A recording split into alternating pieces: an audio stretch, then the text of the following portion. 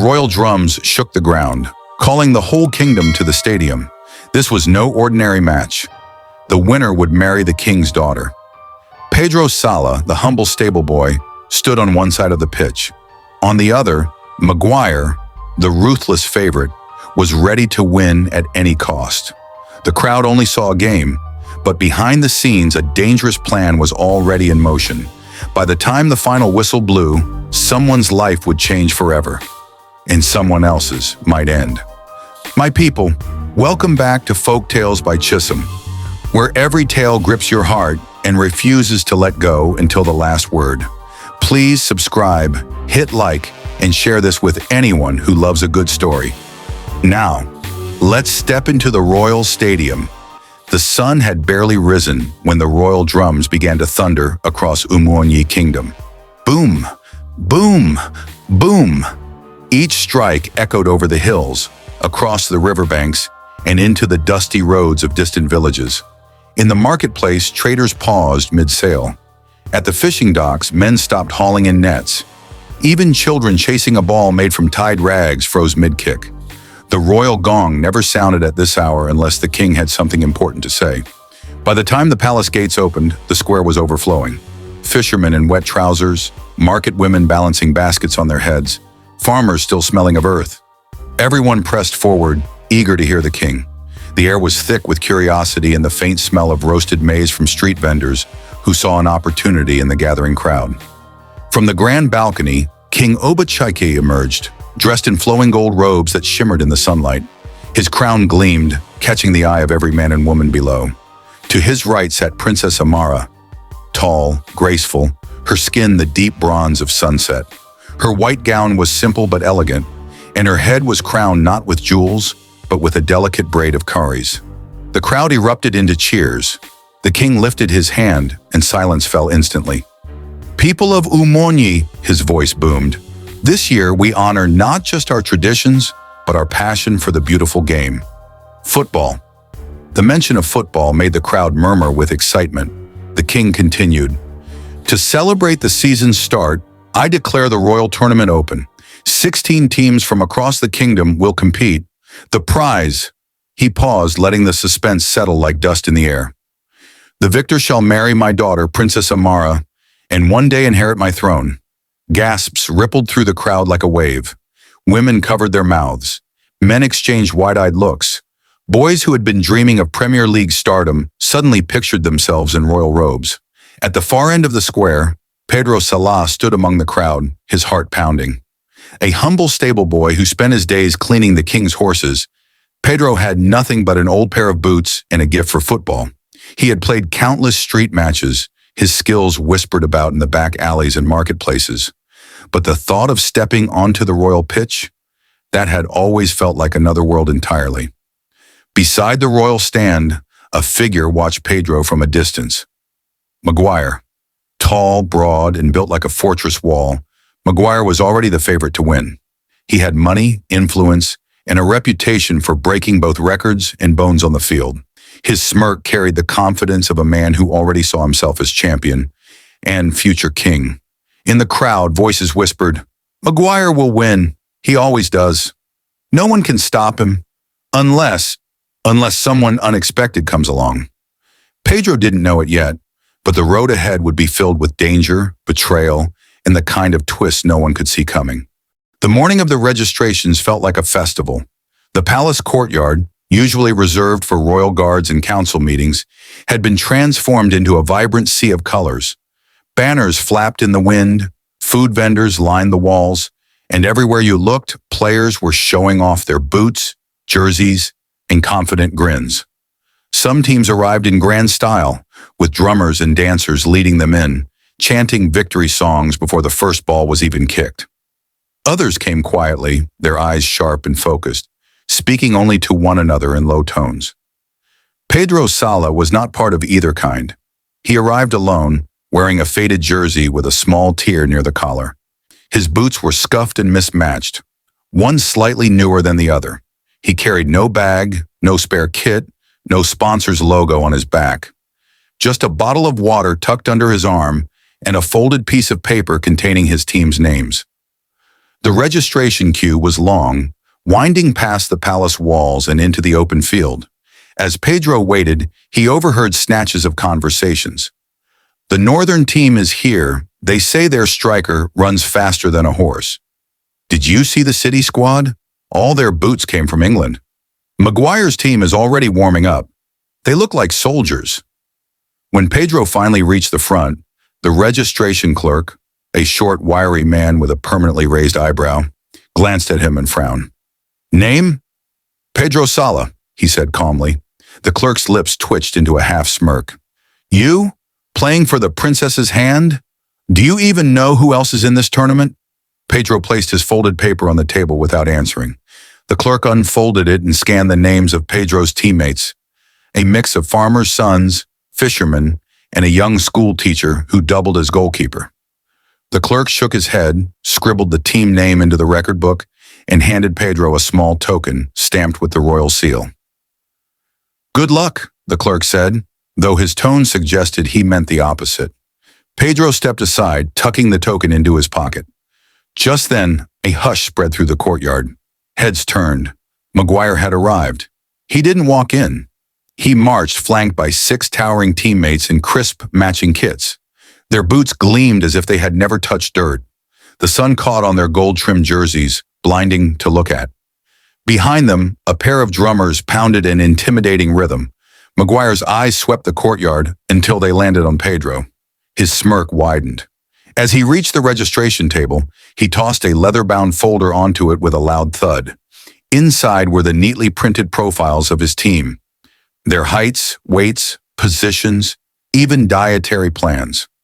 The clerk's demeanor changed instantly, offering him a respectful nod. Maguire collected his token, then made a slow detour toward Pedro. He stopped just close enough for Pedro to smell the expensive cologne on his shirt. "Enjoy the grass while you can, boy," Maguire said in a low, almost friendly tone. "You won't see the finals." Pedro looked him straight in the eye. "We'll see." The brief silence between them was louder than the drums. Around them, players and spectators whispered, sensing the first sparks of a rivalry that would define the tournament. Later that afternoon, the tournament board was unveiled. 16 team names were neatly written in pairs, each representing an opening match. The crowd surged forward to read. Pedro's eyes scanned the list until he found his team. His match was set for the second day against a squad from the Western Hills. Maguire's name sat proudly at the top of the opposite side of the board. The path was clear. They would only meet if Pedro made it all the way to the final. The Royal Stadium had never been this loud. From the outside, you could hear the roar of the crowd echoing across the hills like a storm. Inside, thousands of fans filled the wooden stands, waving cloths, beating drums, and shouting the names of their favorite teams. Vendors wove through the aisles, selling roasted plantain, meat skewers, and cold drinks. Children climbed onto their father's shoulders just to catch a glimpse of the action. The royal family watched from a high balcony, guarded by soldiers in gleaming armor. The first match of the tournament belonged to Maguire's team. They marched onto the pitch like an army, their boots sinking slightly into the perfect green grass. The opposing team, smaller, less organized, looked nervous before the whistle even blew. From the very first minute, it was clear Maguire wasn't here to just win. He was here to humiliate. His tackles were hard, his elbows sharp. He shoved, pulled shirts, and whispered insults under his breath. The referee ignored it all, either too scared or already paid off. By halftime, the score was 3-0 in Maguire's favor. The crowd roared each time he scored, though some clapped out of fear rather than joy. In the second half, he scored again, making it 4-0. After the whistle, he jogged toward the royal balcony, lifted his shirt, and pointed directly at Princess Amara. Her face remained calm, but her eyes flickered away almost immediately. She wasn't impressed. Pedro Salah's match was scheduled for later that afternoon. The sun was beginning to sink, casting golden light over the pitch as he and his ragtag team stepped onto the field. His opponents, the Western Hill Eagles, looked confident, their jerseys clean and coordinated. From the opening whistle, the Eagles pressed hard, their captain drilling a goal past Pedro's keeper within the first 10 minutes. The crowd roared, not for Pedro, but for the excitement of an early lead. For a moment, Pedro's teammates looked shaken, Some glanced at the scoreboard, already feeling the weight of defeat. Pedro clapped his hands and called out, "We're still in this, one ball at a time. Play your game." And then, the magic began. Pedro collected a pass near the halfway line. A defender charged at him, but Pedro's footwork was like water. Smooth, flowing, impossible to hold. He slid the ball between the defender's legs, spun, and was gone before the man even turned around. The crowd gasped. Another defender came. Pedro shifted his weight, faked left, darted right, and left the man stumbling. He passed to Chima, sprinted into open space, and received the ball back just inside the box. One quick step, a sharp strike. Goal. The stadium exploded into chants of "Salah! Salah!" The second half was a whirlwind. Pedro danced with the ball as though it were an extension of his body. His passes found feet like they were guided by instinct alone. In the final minutes, with the score tied 1-1, Pedro saw his chance.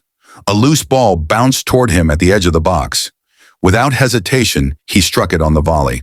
The ball soared, spinning, before slamming into the top corner of the net. The crowd erupted again. Even Princess Amara, sitting high in the royal stand, smiled faintly. When the final whistle blew, Pedro's teammates lifted him onto their shoulders. He scanned the crowd and caught Maguire watching him from the tunnel, arms folded, a shadow of irritation crossing his face. The battle lines were drawn. That night, the palace seemed quieter than usual. The roar of the crowd had faded hours ago, replaced by the distant chirp of crickets and the occasional clang of a guard's spear against the stone floor. But inside one of the private council chambers, Maguire was wide awake. The tall player leaned back in a carved wooden chair, one leg crossed over the other, his gold-trimmed training jacket resting on the backrest. Sitting across from him was Chief Okori, the man in charge of organizing the tournament. His eyes darted nervously, as though the shadows in the corners were listening. "The boy is becoming a problem," Maguire said, his voice low and deliberate. "You mean Pedro Salah?" Okori replied. Feigning ignorance, "Don't play dumb," Maguire snapped. "He's got the crowd. He's got the princess's attention. If he makes it to the final, people might actually want him to win. That can't happen." Okori hesitated, scratching his chin. "What exactly do you want me to do?" Maguire leaned forward, his shadow stretching across the table. "Make sure he doesn't get there. I don't care how bad referees, brutal opponents, accidents. Just make him disappear from this competition." Okori's lips curled into a slow, knowing smile. "Leave it to me." The next day's match proved Okori wasn't bluffing. Pedro's opponents that afternoon were the Iron Boots, a team notorious for their rough play. From the moment the whistle blew, their strategy was clear: go for Pedro's legs. Within 5 minutes, he had been shoved to the ground twice. By the 10th, he was nursing a sore ankle after a vicious tackle. The referee, standing just meters away, waved play on each time. Chima, Pedro's teammate, ran up to him after another foul. "They're trying to take you out, Pedro. We can't match their strength." Pedro winced, shaking his head. "Then we'll beat them with speed and brains." The second half was worse. One Iron Boot defender whispered as he passed Pedro, "You won't finish this game, boy." Sure enough, minutes later, Pedro was clipped from behind and sent rolling across the grass. The crowd booed, but the referee only shrugged. Still, Pedro refused to give them the satisfaction of seeing him quit. In the 82nd minute, Chima intercepted a pass and sent it down the wing. Pedro, limping but determined, chased it down. He faked a cross, cut inside past one defender, then another. The goalkeeper rushed forward, too late. Pedro slotted the ball into the bottom corner. Goal! The stadium erupted. The Iron Boots protested, shoving Pedro and shouting in his face. But the goal stood. From the royal stand, Princess Amara rose to her feet, clapping. Her eyes met Pedro's for a fleeting moment, and he thought he saw gratitude there. In the tunnel after the match, Pedro passed by Chief Okori. The man gave him a slow clap and a thin smile. "You play well. But let's see how long that lasts." Pedro didn't respond, but deep inside, he knew this tournament was no longer just about football. It was survival. By the time the semi-finals arrived, the royal tournament had become more than just a game. It was the heartbeat of the kingdom. merchants in the marketplace argued over players' skills.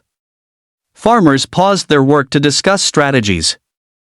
In beer parlors and roadside joints, the debates were as heated as the midday sun, but the kingdom was split down the middle, half backed Maguire, the king's favorite and a symbol of royal dominance. The other half backed Pedro Salah, the underdog who had captured the hearts of the people with his skill and humility. The palace guards could feel the tension in the air. Even Princess Amara noticed the way people whispered whenever her name was mentioned alongside Pedro's. Pedro's semi-final match was against the Northern Lions, a team feared for their blistering speed and relentless pressing. Their captain, a tall striker with braided hair and lightning-fast feet, made it clear before kickoff, "You're quick, Salah. But we're quicker. We'll outrun you and send you home." The stadium was packed beyond capacity. People climbed trees just to see over the walls. The heat shimmered off the grass as the referee blew the whistle. From the start, the Lions pressed high. Pedro barely had time to control the ball before being surrounded. Passes went astray, and the Northern fans roared with each interception. In the 15th minute, the Lions broke through. Their winger blazed down the flank, crossed into the box, and the striker tapped it in. 1-0. The Northern fans exploded in cheers, their drums drowning out everything else. Pedro didn't panic. He gathered his team during a brief stoppage. "Stop chasing them. Let them come to us, then we break forward. One clean pass, one chance. That's all we need." His words proved true. Just before halftime, Chisom intercepted a loose ball in midfield and sent a perfect through pass to Pedro. Pedro darted between two defenders and slotted the ball low past the keeper. 1-1. The crowd erupted, this time with mixed cheers and boos. The second half was a war of stamina. The Lions attacked in waves, forcing Pedro's defense to clear ball after ball. In the 70th minute, disaster struck. Pedro was tripped violently inside the box. The crowd screamed for a penalty. But the referee waved play on. From the royal stand, Princess Amara's hands clenched in her lap. She leaned toward her father. "Father, that was a foul." The king's face was unreadable. The referee's word is final. With the clock ticking toward extra time, the Lions pushed forward recklessly, seeking a late winner. But that overconfidence became their undoing. In the 89th minute, Chisom once again won the ball and found Pedro sprinting into space. Pedro feinted past one defender, skipped over another sliding tackle, and with just the keeper left, he buried the ball in the top corner. 2-1. The crowd's reaction was deafening. Half the stadium erupted in wild celebration, the other half sat in stunned silence. As Pedro's teammates embraced him, his eyes searched the stands. Maguire was there, watching from the royal viewing section, his expression dark as night. Their eyes locked for a long moment. The message was clear: the final is coming. And this time, there will be no mercy. The day of the final dawned hot and cloudless. From the first rays of sunlight, the capital was alive with drummers in the streets, fans painting their faces in team colors, children racing around with makeshift footballs made of rags. Inside the royal stadium, the atmosphere was electric. The stands overflowed, and latecomers climbed walls and trees just to catch a glimpse. It wasn't just a match, it was history in the making. The Premier League opener might have been happening in England that day, but here, in Umuonyi, no one cared. On one side of the pitch, Pedro Salah stood in his plain kit, boots dusty but eyes sharp. His teammates were tense but ready, their breaths coming in short bursts as they warmed up. On the other side, Maguire's team looked like they had stepped out of a professional club ad, matching kits, polished boots, their captain radiating smug confidence. As the two captains walked to the center for the coin toss, Maguire leaned close to Pedro. "I told you you'd never make it here. Now I'll make sure you regret it." Pedro didn't answer. He simply stared at the ball in the referee's hand, waiting for the whistle. First half. From the very first kick, it was clear Maguire had given his team only one instruction: destroy Pedro Salah. Every time Pedro touched the ball, two defenders closed in, shoving and pulling at his shirt. Within the first 10 minutes, he was brought down twice, once with a tackle so late the crowd erupted in boos. The referee? He waved play on. Maguire played with calculated violence, a nudge here, a stomp there, nothing big enough for a red card, but enough to wear Pedro down. By halftime, the score was still 0-0. Maguire walked off smirking, while Pedro's teammates huddled around him. "Chisom, they're not even playing football, they're hunting you." "Pedro, then let's make them chase shadows. Quick passes, no holding the ball too long." Second half, the game resumed with the same intensity, but Pedro adapted. Instead of dribbling for long stretches, he passed quickly, moving constantly, making it harder for Maguire's team to pin him down. In the 70th minute, Pedro finally found space. He sprinted down the left wing, cut inside, and curled a shot toward the far corner, only for the goalkeeper to tip it away. The crowd groaned in frustration. Maguire responded with a dangerous counterattack, blasting a shot that rattled Pedro's crossbar. The tension was unbearable. The final moments, with the clock ticking toward the last minute of regular time, the score was still 0-0. The crowd chanted louder, desperate for a winner. Chisom intercepted a loose pass and spotted Pedro sprinting into open space. The ball was sent forward, rolling perfectly into Pedro's path. Maguire was charging in from the side, his boots pounding the turf. Pedro took one touch, then another, feinted left, and spun right. Maguire lunged and missed completely, falling to the ground. The crowd roared. Pedro was through. Only the goalkeeper stood between him and history. With a calmness that belied the stakes, Pedro slotted the ball low into the bottom corner. Goal. The stadium shook as if the earth itself had cheered. Maguire stood frozen, his jaw tight, watching Pedro's teammates lift him high. In the royal stand, Princess Amara rose to her feet, her face lit with a smile that needed no words. But the final whistle hadn't even sounded before trouble stormed into the pitch. The referee's whistle finally blew, sealing Pedro Salah's victory. The roar from the stands was deafening, drums pounded, fans danced, and Pedro's teammates carried him on their shoulders like a war hero returning home. From the royal balcony, Princess Amara stood with her hands clasped in front of her, eyes locked on the man who had just claimed the crown's most unusual prize, her hand in marriage. Even King Oba leaned forward, a rare smile tugging at his lips. But before the official trophy presentation could begin, the air in the stadium shifted. The noise of celebration was pierced by the sudden sound of armored boots pounding across the grass, for royal guards stormed onto the pitch, their polished spears glinting in the sunlight. Behind them, two more dragged a man in chains. Chisom. The crowd's cheers faltered into murmurs. The head guard shouted for all to hear, "This man has been caught attempting to poison Pedro Salah's drink before the match, under direct orders from Maguire." Gasps tore through the stadium like lightning splitting the sky. Pedro's teammates froze. Maguire, standing near the halfway line, scoffed loudly, "Lies." "All of it," he said, but his voice lacked conviction. The guard turned toward the king, bowing low. "Your Majesty, we have the testimony of two servants and the vial found in the players' quarters." Princess Amara's eyes flashed with anger. The king rose slowly from his seat, his golden robe rippling with the movement. His voice, when it came, was like a drumbeat of judgment. "Maguire, you have shamed this kingdom, this game, and yourself. You are stripped of all honors and titles. Leave this land before the sun sets, or face my justice." Maguire's face darkened, his jaw clenching, but he knew better than to challenge the king in front of thousands. Without a word, he turned and walked toward the tunnel, his once loyal supporters now silent. The king then turned to Pedro, his voice softening. "Pedro Salah, you have proven that true victory is not just in skill, but in honor. You have faced danger, injustice, and deceit, and still you stood tall. For this, you shall marry my daughter, Princess Amara, and one day inherit my throne." The crowd erupted again, this time with joy that shook the very foundations of the stadium. Princess Amara descended the royal steps, her gown trailing behind her. She approached Pedro, her eyes meeting his with warmth and quiet respect. Extending her hand, she said simply, "You played for more than a crown today. You played for all of us." Pedro took her hand, the cheers of the kingdom echoing around them. In that moment, the underdog stable boy had become a champion, not just of the tournament, but of the people's hearts. Moral lesson: true greatness is not defined by what you win, but by how you win it.